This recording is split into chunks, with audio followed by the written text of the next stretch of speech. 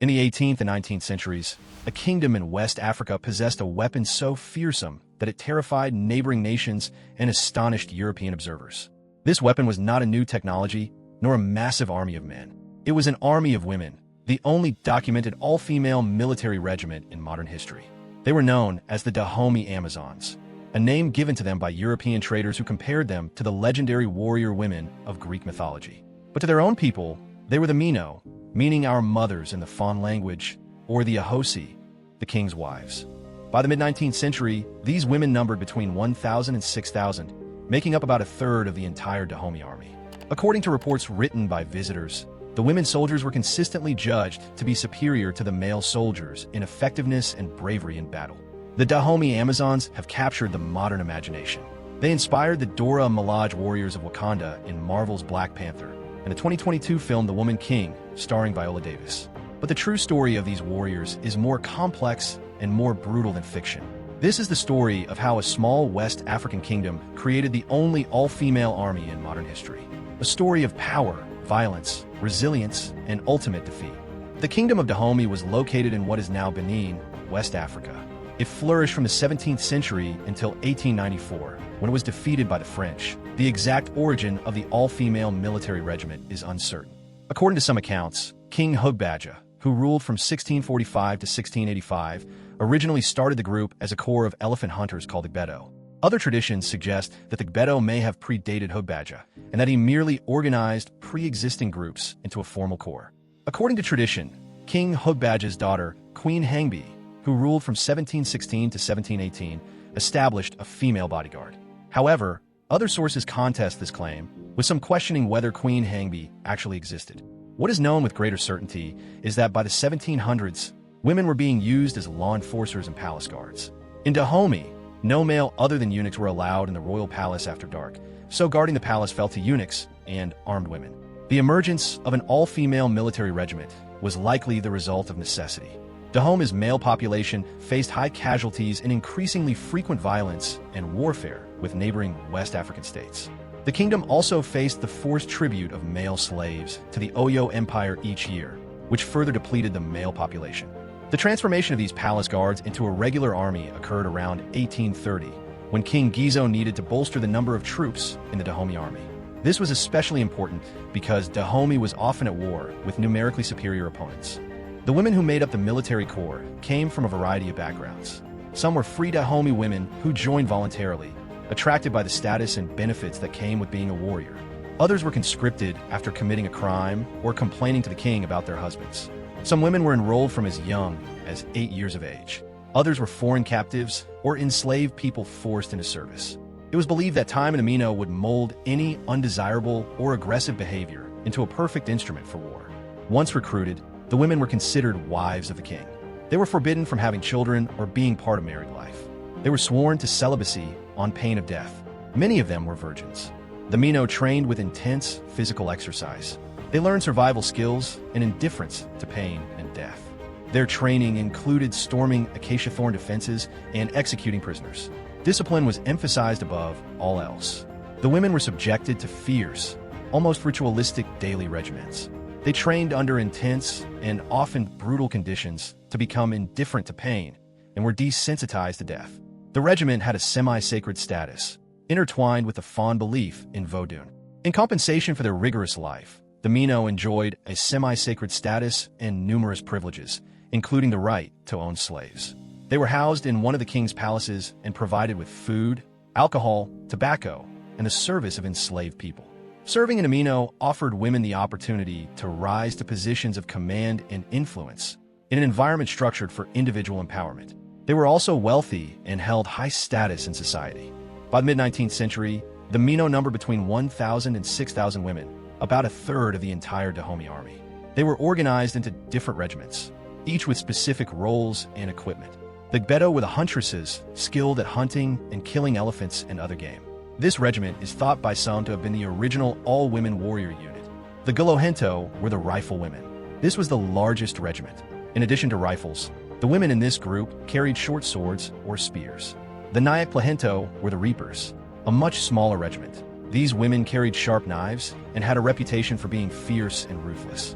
They were possibly the regiment most feared by Dahomey's enemies. The Gohento were the archers. Composed of excellent markswomen who used bows and poisoned arrows, their role diminished with the proliferation of firearms, and they eventually transitioned into serving as non-combat support. The Agbalia were the gunners. They used large and loud artillery weapons, useful for intimidating their enemies in battle. In a latter period, the Dahomean female warriors were armed with Winchester rifles, clubs, and knives. Units were under female command. The women were said to be structured in parallel with the army as a whole, with a center wing flanked on both sides, each under separate commanders. An 1851 published translation of a war chant of the women claims the warriors would chant, "As the blacksmith takes an iron bar and by fire changes its fashion, so have we changed our nature. We are no longer women, we are men." The Dahomey Amazons are most well known for being one of the few documented all-female armies worldwide. Their emergence was one of necessity following the catastrophic dip in the male Dahomey population. The first battle they are thought to have participated in was at Savi in 1727. According to tradition, King Agaja successfully used them in Dahomey's defeat of the neighboring Kingdom of Wida. In 1840, they helped to capture the fortress of the Mahi at Attahapams. However, it was at the hands of their long-standing enemy, the Egba of Abeokuta, that they suffered crushing defeats in 1851, 1864, and 1867. Despite their strength, Abeokuta resisted conquest. The city of Abeokuta was a fortified Yoruba city built beneath Oluyamo Rock and defended by terrain, strategy, and unity. The only ones to breach the defenses of Abeokuta were the Amazons, but they could not hold the city. The Dahomey fought two wars against France. The First Franco-Dahomean War in 1890 and the Second Franco-Dahomean War in 1892. While they successfully rebuffed the French during the First War, they suffered significant losses. During the First Franco-Dahomean War, European observers noted that the women handled admirably in hand-to-hand combat, but fired their flintlocks from the hip rather than firing from the shoulder. The Mino participated in the Battle of Cotonou, where thousands of Dahomeans charged the French lines. The Mino were decisively crushed, with several hundred Dahomey troops being gunned down. In the Second Franco-Dahomean War, special units of the Mino were assigned specifically to target French officers. During a battle at Atagon on October 6, 1892, the bulk of the Mino Corps were wiped out in a matter of hours in hand-to-hand combat after the French engaged them with a bayonet charge. The Dahomey lost 86 regulars and 417 Dahomey Mino, with nearly all of those deaths being inflicted by bayonets. The French lost just 6 soldiers.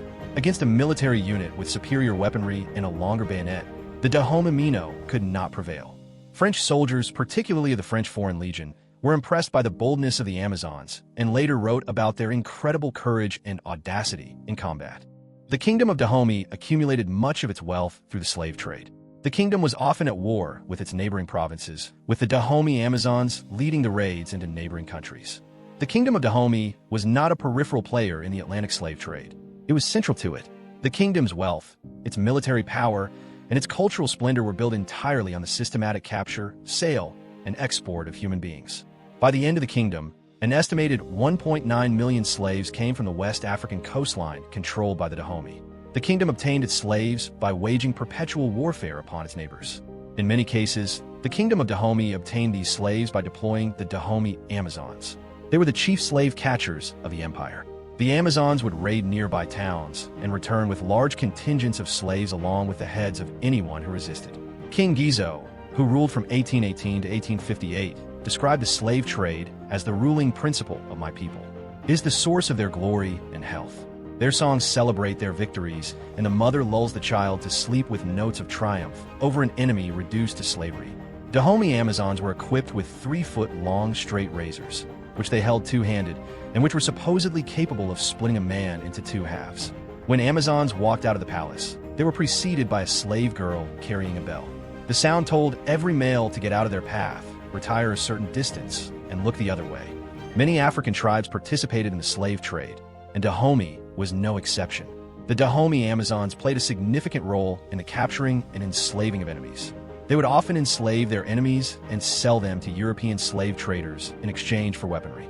The Dahomey also practiced extreme cruelty, including human sacrifice and mass executions. Slaves who could not be sold were sometimes subjected to torture and public executions. On average, they dispatched about 500 people a year, roughly 10% of whom were killed at the annual custom, the kingdom's major religious ceremony. One of the most significant chapters in the history of the Dahomey Amazons is their repeated attacks on the city of Abeokuta. This was a war for regional dominance in pre-colonial West Africa. Abeokuta was a fortified city-state, defended by terrain, strategy, and unity. The city's location beneath the massive Olumo rock provided a natural defensive advantage that made it difficult to conquer. Dahomey attacked Abeokuta 3 times in 1851, 1864, and 1867. Despite the ferocity of the Dahomey Amazons, the city resisted conquest each time. The Yoruba defenders were united and determined, and they successfully repelled the Dahomean forces. According to observers, the female contingents of the Dahomey army fought fiercely and bravely in these battles. Although Dahomey lost both times, the only ones to breach the defenses of Abeokuta were the Amazons. The failure to conquer Abeokuta had significant consequences. It weakened Dahomey's military power and demonstrated that the kingdom was not invincible. It also made the kingdom more vulnerable to French colonization in the 1890s. The Dahomey Amazons were not just soldiers. They also played a significant role in the political life of the kingdom. They took a prominent role in the Grand Council, debating the policy of the kingdom. From the 1840s to the 1870s, the majority of Mino generally supported peace with the Egba of Abeokuta, arguing instead to raid smaller, less defended tribes. This put them at odds with their male military colleagues, who supported a full-on assault of Abeokuta. Civilian council members who allied with the Agoji also advocated for stronger commercial relations with Britain, favoring the trade of palm oil above that of slaves. This suggests that the Amazons were not simply warriors, but were also political actors who shaped the policies of the kingdom. The annual customs of Dahomey included a parade and reviewing of the troops, and the troops swearing an oath to the king. The celebrations on the 27th day consisted of a mock battle in which the Agoji attacked a fort and captured the slaves within. The troops were disbanded when the kingdom became a French protectorate in 1894. The kingdom was defeated by the French, and the Amazons were no longer needed. Oral tradition states that some surviving Mino secretly remained in Abomey afterwards, where they quietly assassinated a number of French officers. Other stories say the women pledged their services in protection of Agoli Agbo, the brother of Behanzin, disguising themselves as his wives in order to guard him. Some of the women married and had children, while others remained single. According to a historian who traced the lives of almost 24 former Mino, all the women displayed difficulties adjusting to life as retired warriors, often struggling to find new roles in their communities that gave them a sense of pride comparable to their former lives. Many displayed a tendency to start fights or arguments that frightened their neighbors and relatives. They were trained for war, not peace. Their skills could not easily be transferred to civilian life. Between 1934 and 1942, several British travelers in Abomey recorded encounters with former Mino, then old women who spun cotton or idled around courtyards. The last survivor of the Dahomey Mino is thought to have been a woman named Nawi, who died in November 1979, aged well over 100. The Dahomey Amazons have inspired countless generations. Their legacy lives on in the stories of the Fawn people and in the popular culture of the wider world. They are reportedly the inspiration for the elite female bodyguards and warriors known as the Dora Milaje in Marvel's Black Panther comics and movies. The fictionalized account of a Dahomey warrior general, played by Viola Davis, was the focus of the 2022 film The Woman King. The Dahomey Amazons were one of the few documented all-female armies in world history. They outdrilled, outshot, and outfought men, becoming frontline troops and fighting tenaciously with great valor until the kingdom's defeat. However, their story is not a simple story of empowerment. The Dahomey Amazons were also brutal slave catchers who participated in the systematic enslavement of millions of people. Their legacy is complex, a story of strength and suffering, power and cruelty, resistance and defeat. The Dahomey Amazons were both victims and perpetrators. They were recruited or forced into service, subjected to brutal training, and forbidden from having families. But they also captured and enslaved others and participated in human sacrifice. The Kingdom of Dahomey is gone. The Amazons are no more, but their story endures, a reminder of the complexity of African history and the extraordinary capabilities of women in warfare. Subscribe to Golden Empire Tales for more stories of Africa's legendary kingdoms.